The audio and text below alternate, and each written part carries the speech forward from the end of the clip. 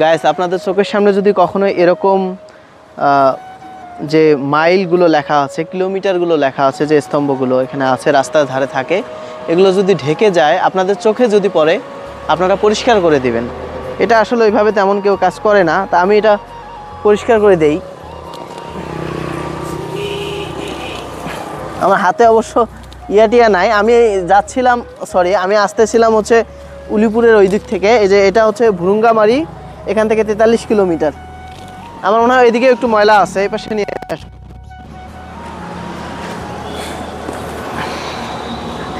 আমি এটা একটা ভাইয়ের ভিডিওতে দেখছি যে সে হচ্ছে যে এই ধরনের ভিডিওই করে, মানে সে কোথাও যদি এরকম দেখে, অবশ্যই এটা জনসচেতনামূলক কাজ।